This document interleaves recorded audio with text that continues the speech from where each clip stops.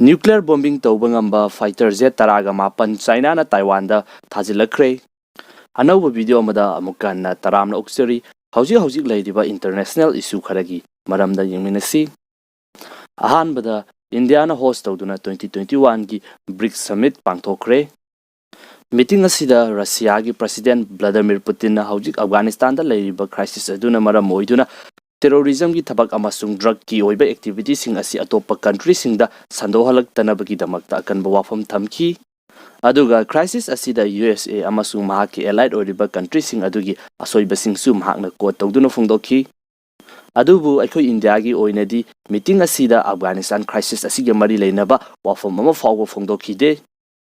mathangda Taiwan gi air defense zone da China gi nuclear bombing tawba ngamba fighter jet taraga mapan thajilakre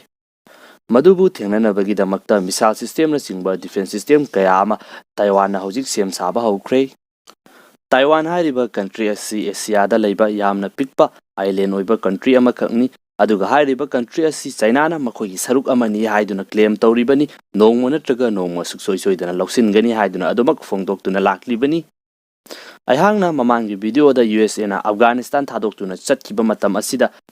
China na Taiwan da invade tawrakpa matam aduda USA na mating panglakani natragana mahaki ally oiriba country sing asina mating panglakani haiduna asa tawduna makhogi troops sing da attack tawrakanu maduna maram oiduna misam yam kaya ama soknabagi maramni USA na Afghanistan thadoktuna chen kibagu matam aduda su nakhogi mating panglakloi haiduna China na yamna phongna warning tawkrabani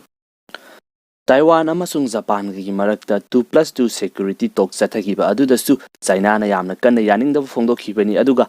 China na Taiwan invasion tawrakpa matam aduda karigumba Japan na makhogi marukta leppa taragadi nuclear attack chathagani haiduna Japan da China na yamna phongna warning tawkhrabani hauji China gi fighter jet sing Taiwan gi mafam sing da thajilakraba matungda USA na South China Sea da makhogi destroyer thajilakre masigi pakumoina China na su madu thengnanabagi damakta makhogi su destroyer thajilaklagani haiduna phongdokli Mathangda Israel gi jail dagi nanthok tuna chen kraba prisoner sing adugi damakta Palestine da harawa phongdok lingaida Israel na amuka suhanna air strike chathakre air strike aduda Hamas ki khuchukhulai sungpham base khara thugai kre haiduna phongdoratli nakalama rongda Iran na Israel gi air force sing asibu lanthengna nabagi damakta makhogi defense system da achauba upgrade ama tawkre